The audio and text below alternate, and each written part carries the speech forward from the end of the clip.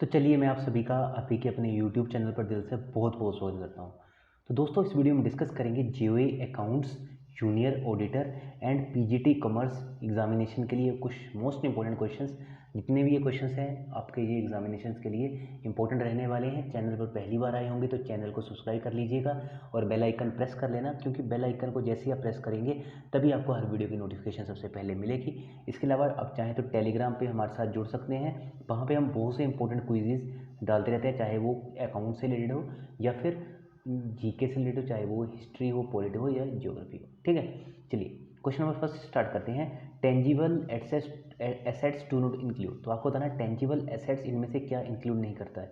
सबसे पहले तो आपको पता चाहिए टेंजिबल और इंटेंजिबल एसेट्स क्या होते हैं। टेंजिबल एसेट्स मतलब जिसको आप बेसिकली टच कर सकते हो। ठीक है, टेंजिबल एसेट्स मतलब जिनको आप टच कर सकते हो। तो आपको बताना है इनमें से कौन सा टेंजिबल एसेट्स नहीं है। ठीक, कैश को भी आप टच कर सकते हो, स्टॉक किसी ने रखा हुआ है शॉप में उसको भी टच कर सकते हो, फर्नीचर को भी, but goodwill is not an tangible asset. तो टेंजिबल एसेट नहीं है क्या, goodwill. Which of the following will be treated as drawings. तो इनमें से किसको आप कह सकते हैं कि ड्राइंग्स की तरह ट्रीट किया जाएगा। First option is withdrawing money for payment to creditors, withdrawing money from business for personal use, withdrawing money for purchase of assets. ठीक है, जब कभी भी आप मनी विड्रॉ कर रहे हो बिजनेस से फॉर पर्सनल यूज, ठीक है, कभी भी मनी आपने विड्रॉ की for personal use, it is known as it could be treated as drawing. ठीक है, तो money withdrawing money from payments of creditors is not included as drawing, but the withdrawing of money from business for personal use could be treated as drawings.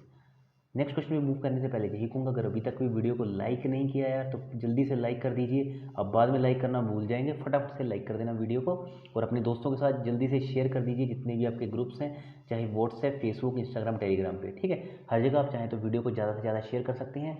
That really really motivates us.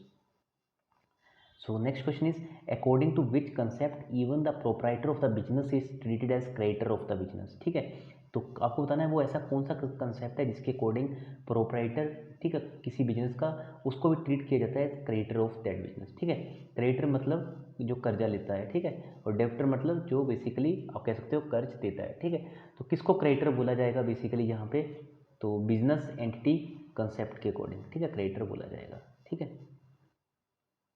Next is the system of recording transaction based on dual aspect concept is called as. तो कभी भी आप basically यहाँ पे transaction आपको पता है जितनी भी होती हैं ये बेसिकली ड्यूअल एस्पेक्ट में होती है। इसका मतलब क्या होगा कि एक साइड डेबिट पार्ट रहेगा, एक साइड क्रेडिट पार्ट रहेगा। पहले ऐसा नहीं होता था, पहले सिंगल एंट्री सिस्टम चलता था। अभी कौन सा चलता है, अभी चलता है डबल एंट्री सिस्टम। बेसिकली इसमें क्या होता है, दोनों डेट और क्रेडिट का पार्ट रखा जाता है।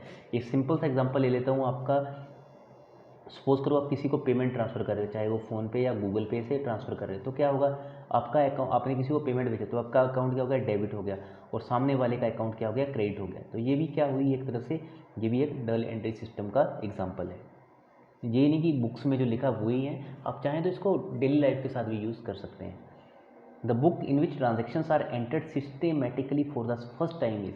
तो फर्स्ट टाइम आप कभी भी ट्रांजेक्शन को एंटर करते हो किसी भी ठीक है, सिस्टमेटिकली फर्स्ट टाइम ट्रांजेक्शन जो एंटर होती है वो बेसिकली किस में होती है, जर्नल में। Next is under the cash basis of accounting expenses are recorded. ठीक है, तो under the cash basis of accounting expenses को कहाँ पे रिकॉर्ड किया जाएगा, सो एक्सपेंसेस आर रिकॉर्डेड किस साइड में, ऑन पेमेंट साइड। ठीक है, under the cash basis of accounting में, ठीक है, याद रखना CBA में कैश बेसिस ऑफ अकाउंटिंग में जो एक्सपेंसेस पार्ट है it is recorded on payment. ठीक है, तो ऐसे याद रख लेना CBA EP। नेक्स्ट इज, पहला था हमारा कैश बेसिस ऑफ अकाउंटिंग, याद रखना। ठीक है, यहाँ पे है CBA की बात हुई है, जहाँ पे एक्सपेंसेस को रिकॉर्ड किया जाता है ऑन पेमेंट साइड। अगर मैं बात करूँ एक से, yes, under the accrual basis of accounting में, तो ABA की बात करूँ, एक्रूवल बेसिस ऑफ अकाउंटिंग की। ठीक है, तो इसमें बेसिकली एक्सपेंसेस हैं, ये कब रिकॉर्ड होते हैं, जब कभी भी ये अक्कर कर जाएंगे, ठीक है, उसी टाइम रिकॉर्ड हो जाएंगे ऑन बीइंग इनकर्ड।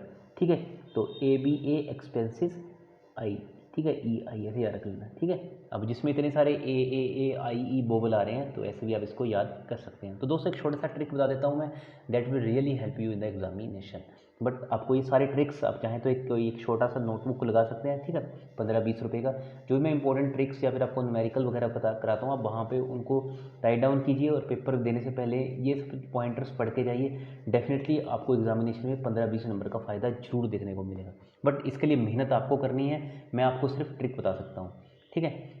तो इसके अलावा बहुत से क्विज़ेस वगैरह आपने देखा ही होगा ऑलरेडी, मैं टेलीग्राम चैनल पे अपडेट कर देता हूँ, तो वहाँ पे जाके आप डेफिनेटली क्विज़ेस को लगा सकते हैं, अकाउंट्स के, जीके के, हर तरह के आपको वहाँ पे क्विज़ेस देखने को मिल जाएंगे। तो फटाफट से टेलीग्राम पे जुड़ जाइए, या तो आप सर्च कर लीजिए @streetstudy247। इसके अलावा मैं क्या करूँगा, जो अपना टेलीग्राम चैनल है उसका लिंक डिस्क्रिप्शन सेक्शन में दे दूँगा, तो आप जल्दी से डिस्क्रिप्शन में जो लिंक है उस पर क्लिक करेंगे तो एक राउंड आपका ऐसे स्क्रीन घूमेगा, but it will directly take you to the Telegram channel.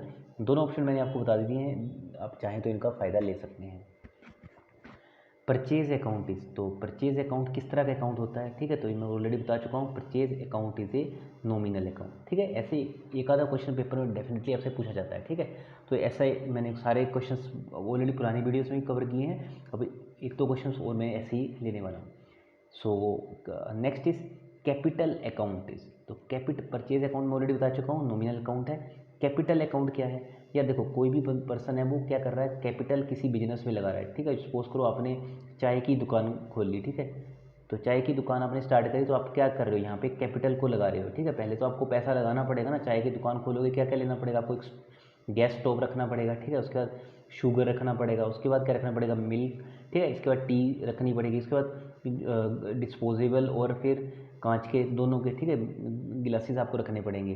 तो किस लिए रखने पड़ेंगे, ताकि आपको बिजनेस को एक्सपेंड करना, सबसे पहले क्या करना पड़ेगा, आपको कैपिटल लगानी पड़ेगी। तो कैपिटल अकाउंट क्या होता है, कैपिटल अकाउंट इज याद रखना पर्सनल अकाउंट है, ठीक है।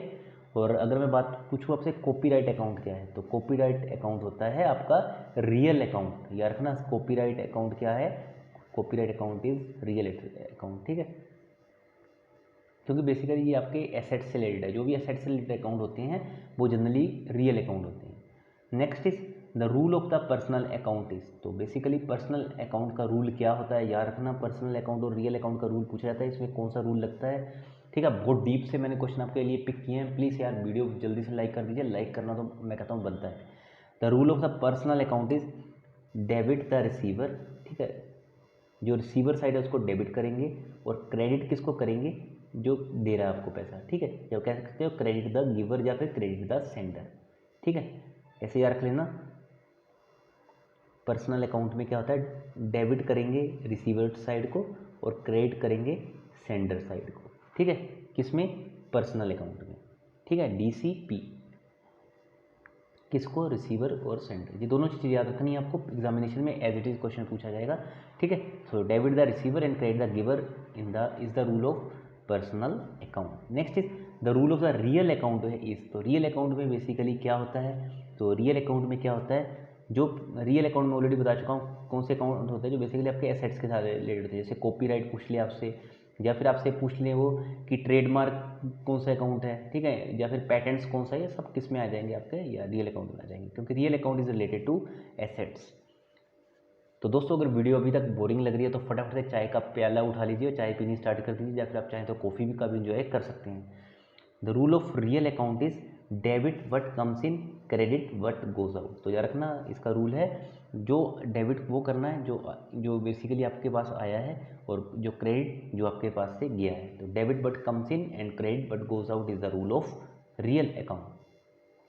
तो चलिए दोस्तों इस वीडियो इतना ही था, मैंने सारे इंपॉर्टेंट आपके साथ पॉइंट्स क्वेश्चंस शेयर कर दिए हैं, वीडियो अच्छी लगी होगी तो जल्दी से थम्स अप कर देंगे, कोई क्वेरी होगी, डाउट हो, या फिर आपको कोई फीडबैक देनी हो तो जरूर कमेंट सेक्शन में दे सकते हैं, comment section is open for all of you. तो चलिए दोस्तों मैं मिलूंगा आपसे नेक्स्ट वीडियो के साथ, so till then stay safe, stay healthy and as always God bless you all. अपने और अपने मम्मी पापा का ध्यान रखिए, अपने मम्मी पापा को बहुत सारा प्यार दीजिए। So thank you so much, bye bye for now.